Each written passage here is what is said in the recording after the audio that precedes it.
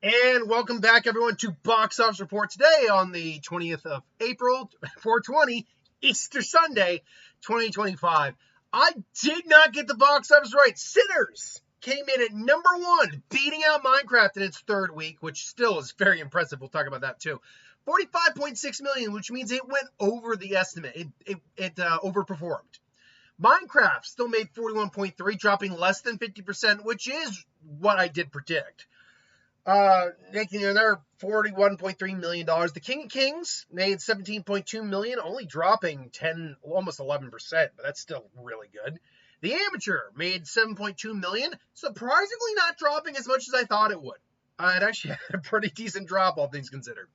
And then Warfare made another $4.8 million, dropping only 41.6%. If you do the math real quick, this is another $100+ million opening, not holiday, not opening, weekend at the box office, because just the first and second place alone is almost $97 million. So you just had King of Kings on there, and you got another $100 million plus weekend at the cinema, which is good. The movie theaters need these kind of weekends to go, or to come. So Sinners debuted with 45.6 million, add another 15 international, brings up to 61 million even.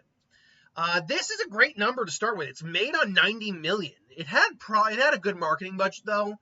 I would be willing to bet it's close to its production budget. I don't know if I'd say it's exactly its production budget, but at least a overall rounded up total of about 150, so 60 million. That's not unreasonable. Let me see if I can find Sinners marketing budget real quick here. So Sinners marketing budget. Do we have a marketing budget? We know it got a production budget. But the film, directed and produced by Ryan Coogler, was expensive. Analysts noted costing Warner Bros. Almost $150 to make and market. That, you know what? I called it. I called that. $60 million felt like the right amount to be marketing this for, not full $90 million. But this film is being acclaimed right now. Acclaimed. Let's get the Rotten Tomatoes up here real quick, because it is the best reviewed film of the year, hands down, 100%. Let's see here. And last I knew was like at 96, which I think is where it's staying right now. 96% from the critics, and an audience score, I want to say 90. Oh, what was it? Sinners. 98 from the critics, 97 from the audiences. Oh, and Accountant 2's got 82. That's good. So it is bar none, hands down right now, the best reviewed film of the year so far. That makes me happy, because this film is, for me, the best film to come out this year. A few minor nitpicks aside, for example, there's a few once in a while it's a little difficult to understand what they're saying. There's like one plot point that I'm like, okay, you brought this up, you don't address it later on, but whatever. And I do agree with some people who say, yeah, it did reveal a little too much in the trailer. But what are you gonna do? Still, it's a fantastic, brilliant movie, in my opinion. Like Ryan Coogler, Michael B. Jordan, these guys are a dream team when you put them together. And apparently, Ryan Coogler has expressed interest next on doing an X-Files movie, which that's interesting to say the least, or a TV series or something like that. Anyway, X-Files is the next thing he'd like to do. Now, with all that being said, how good of an opening is it for this weekend? Seeing as I don't think they're factoring in like long holiday weekend numbers like for Easter, they're just factoring in the overall. This is still great. This is still a really good weekend, opening weekend number, because the cardinal rule is if you can open on half your budget, half your budget. You need to open to at least 50% of your budget to stand a good chance of making your money back. If you can open to more than that, you're almost guaranteed. If you open to under that, it's not impossible, but it can be difficult. Look at Mufasa, for example. The film was made on, I think, about 200 million. It opened at 35, but just had freaking legs for miles.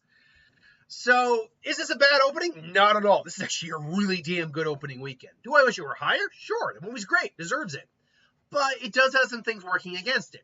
The biggest thing is an R rating. Only 2 films in history out of the probably a million films ever made have been R-rated and and went on to make $1 billion, which was Joker and Deadpool Wolverine, which is currently the highest grossing one. It doesn't need to make $1 billion. It doesn't. And R-rated films can be very profitable. We've seen that multiple times, time and again. But that R rating does hurt how many people can go there. I had, again, someone in my comments for when I out of theater review ask if they want to take their kids in this movie. Is there sex and stuff like that? I'm like, I don't want to answer that question because, not because it's spoilers, but because if that's your priority, look, that's your priority. I just think I think your priorities are a little skewed if you can't handle a tit shot, but you can handle someone's neck being chopped out. That's my opinion on that. And I also don't know how young your kids are. So, anyway, so yeah, that R rating will hurt. It's always going to hurt on some level. Even when but Deadpool and Wolverine made over $200 million in opening weekend. Yeah, but imagine if it wasn't R rated, and it was still as good as the film that we got. It would have probably made honestly, it probably would have broken the record for second highest opening weekend of all time. It was only like 40-ish million away from doing that. So you make it PG-13 accessible for pretty much every age? Yeah. Well, I mean, what I mean by every age. Yeah, you probably could have beaten that record too. But yeah, an R rating is always going to hurt. It's a horror film also. It's not just an R-rated comedy or something like that. It's a horror film. It's a mature, adult, violent, gory, a lot of swears, a lot of derogatory language, a lot of sexual acts. It is a adult film. So that is gonna hurt you in the beginning, and it could hurt it in the long run. Now, luckily, the word of mouth on this is so damn good, and this is one where I think it's got rewatchability. Honestly, I honestly tempted to go see it again because there's one scene based on a song that is sung in the movie. There's one scene where I'm like, was that name on that thing in that scene? Because if it was, that puts a whole darker spin on that song. If you know the movie, all I'm going to say is it's the scene where they're singing that song with the banjos, with the banjos when they're trying to get into the club. That the song's name is Pick Robin Clean. That's all I'm going to say. But when I looked in the scene, and it's the scene in the trailer where he kind of turns that wife and husband. There's a shot in that scene real quick, and I'm like, is that I'm not going to spoil what I'm going to say is that I thought that was, but if that is it, and was there a name on that thing? Because if it was, oh God, that brought a whole new dark undertone to that. Anywho, but yeah, honestly, it's got a vibe to it, and it's 2 hours and 17 minutes long, and it's not a slow burn. It's a good pace, but it is surprisingly a little long. So that could hurt it. Well, that doesn't always hurt films in the long run either. Look at like the Avengers, Avatar, admittedly PG-13 films, but still. Ultimately, we're just going to have to wait and see. I could actually see this having some good legs. The problem is, we do have Until Dawn and The Accountant 2 coming out. Both are R-rated. Actually, is Until Dawn R-rated? That might be... No, that's got to be R-rated. Based on what we're seeing in there, that's got to be R-rated. Yeah, that's R-rated. So you got 2 more R-rated films. Competes in that demographic. And one's a horror film. Competes in that demographic. We don't have the reviews right now on Until Dawn. We do have it on Accountant 2. So, and those are getting pretty good reviews. We're going to have to wait and see what tomorrow or next week is going to bring to see what the possible legs in this movie are going to be. But as it stands, it's a good opening weekend for Sinners. A good third weekend for Minecraft, too. Now, the reason I had Minecraft over a Sinners is because it's just an easily more accessible film. It's more kid-friendly. It's based on the existing IP people really like, and it's been doing really well. As of its third weekend, it currently stands at $720.8 million. Now, unfortunately, it's still got 280 to go, basically 280. 279 if you want to get technical. But the problem with that is that's still 280. Now, it was initially at like 555. And then it climbed to by the time we got to Friday, part of the international came in. It was like at 570 something. Then we jumped another $130 million, which is still a big jump overall when you factor everything in. But that's not all from the international. When you take the international out of the equation, when you take the domestic out of the equation, roughly speaking, mind you, you're looking at, and maybe it's more like closer to like 140, looking at about $100 million made internationally this weekend, which is good, great, fantastic. But we are now starting to see the slowdown effect kick in. And we got, not this week, but the following week, we got Thunderbolts coming out, which is Marvel, which it's slowly starting to get Marvel is definitely starting to recoup its value a little bit. Daredevil ended pretty strong. It was a very well received show. Thunderbolts has been looking great, honestly. So this is the movie that I think can finally start to get Marvel back on track. Captain America sadly was not the one, but it's the last film within the Chapek era of ownership of Disney. So hopefully we're going to start to see some improvements happening, and that's going to definitely rob this of some momentum. Luckily, we got this week coming where it's not going to be hurt that much. So I don't see it struggling this week. I'll be honest, this next weekend, it's fourth weekend out. This is the weekend that's really going to give us a firm idea of if this film is going to hit the $1 billion club or not. Not quite frankly that it needs to do that, because the film is, I believe, made on a conservative 150, wasn't it? Minecraft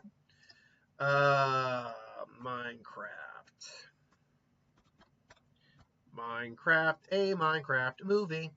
It was made on. It's made on. Where was the budget on that? Budget.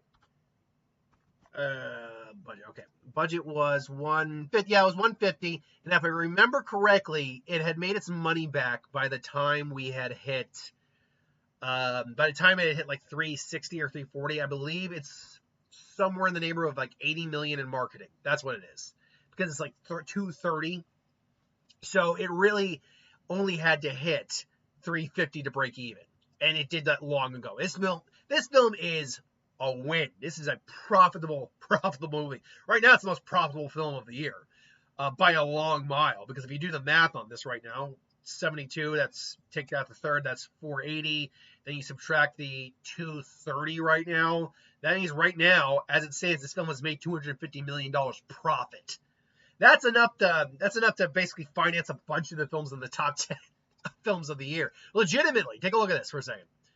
Obviously you got Minecraft, that's 150. Captain America, no. Snow White, no. But Dogman, Bridget Jones, Mickey 17, The Monkey, that's enough to basically finance half of those films. Too many. And this thing is still making money. This film is not done yet. We'll have a real firm idea this coming weekend where this film's going to land. Because let me put it this way. It's 280, roughly, away from the $1 billion club. If it only is at a low 800 by the end of this week, I'm going to call it that it's not going to do it. Not that it needs to, but I'm going to call it it's not going to do it. But if we get to the end of the week and it's more like, say, 850 or up, or maybe even 840 or up, anything under 840, I'm going to be more pessimistic and say no, it won't. But anything over, say, 840, yeah, I would say probably will. It probably will make $1 billion, or at least it's got a good shot at it at any rate. But that still relies on us getting there. Let's see what the ultimate numbers are going to be. The King of Kings had a nice secondary weekend, being Easter and all that probably helps. Now, this one has about a $30 million production budget, if I'm not mistaken. Which, okay, Angel Studios animation department, I didn't really know you had that, but okay, you did. Was able to make apparently a decent film. Not a film I had any interest in seeing, but a decent film nonetheless. And the fact that it's Easter weekend means it was probably going to have a good secondary weekend. Now, someone did say, oh, it's probably going to do like something like Sound of Freedom did. No, it wasn't. It's made on a bigger budget than Sound of Freedom by about twice as much, roughly speaking, but twice as much. It's a little under twice as much, but about third as much. But either way, it's more expensive. The animation style, not the best. But B, and most importantly, whereas, and I said this before last week, where Sound of Freedom had the advantage of still being an action film and based off a real event. Now, we're not going to get into theology and whether or not what is real or not in that. We're just going to talk about this. This is literally a story from Charles Dickens and the Bible and about, of the story of Jesus itself. That falls into a much more niche category. While the religion was still there in Sound of Freedom, it still had something else to help it out. Whereas this does not. This is very much, hey, let's tell you the story of Jesus. That's what it is. And therefore, it was going to limit the amount of people who are going to go see it, unfortunately. The Amateur, $7.2 million. Honestly, it did surprisingly well for its second weekend, especially for a film that's, I can already tell you right now, Sinners did not feel as long as The Amateur did. And The Amateur is 15 minutes shorter than it. This is because, while The Amateur is a slow burn, it's also just a slow film. Whereas Sinners felt perfectly paced. It really did. And this film is also not cheap. This film, I believe, is also a $60 million film, which is unfortunate because it's not making its money back. That's for certain. For it to be able to make its money back, it probably doesn't have a huge marketing budget, admittedly. It's probably got to hit at least 150, and it's just not going to do that. It's already under 10 million this weekend domestically alone. Yeah, it dropped fine, but it's also a holiday weekend. Everything took a very relatively small drop. And it was an all right received film. It wasn't an amazing received film. It's also not that rewatchable of a film, to be honest. So, yeah. Warfare, 4.8 million, 17.2 million. I believe this film was made on what was Warfare made on? 18 million? What was that? Warfare movie. What was this made on again? I always forget the budget sometimes on these smaller. 20 million. Hasn't even made its budget back yet, which luckily it does look like it'll at least do that. But again, I've heard nothing but fantastic things about it. So there you go. But unfortunately, A24, not known for making huge blockbusters. They have the occasional relatively big win for them, but not blockbusters. B, based on real world events, which can be an attracting appeal, but not necessarily a moneymaker. And based on war, which unfortunately, when based off real events and war, again, doesn't usually attract a big crowd. That's not to say it never works, but if you look at some of the highest grossing films of all time, none of them are war-based films. At least nothing in the $1 billion clubs are true war-based film, as far as I know. I mean, we can take a quick glance. Let's see here. So domestic, worldwide. Let's see. Is there anything based on war? In here, let's see. The Infinity War doesn't count, and we know that. Avatar, both the Avatars, not really. Star Wars, not really. We're talking about based on real world events and war. No, and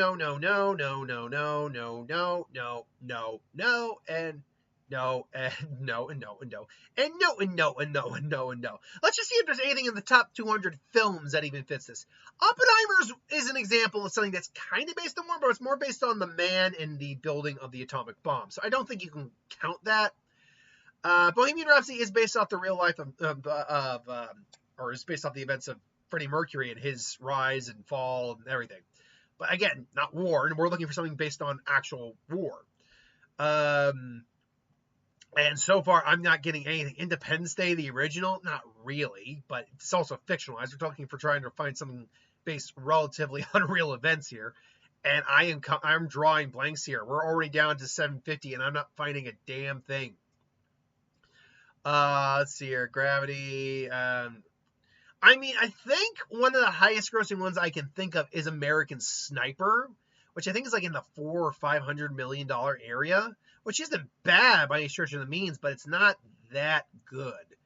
Let's see. I'm still not finding anything. And again, based off a book with Hunger Games, you can't count that. Watergate Bridge is a international film, and therefore I don't know if I can judge that properly. And it barely got any releases here. Yeah, War of the Worlds is science fiction. There's really nothing that fits in that category. I think American Sniper might be the highest grossing film of that type of film. And even then, that's not amazing. So it was already fighting an uphill battle, sadly. Then you got Colorful Stage, the movie, a Miku,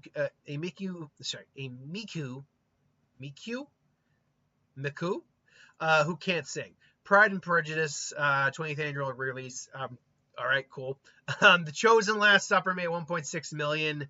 Part 3, good for it. You can tell these things are a bit of a flash in the pan. With even on Easter, they're not climbing back up the box office charts. Snow White made her $1.1 million. Man, that thing.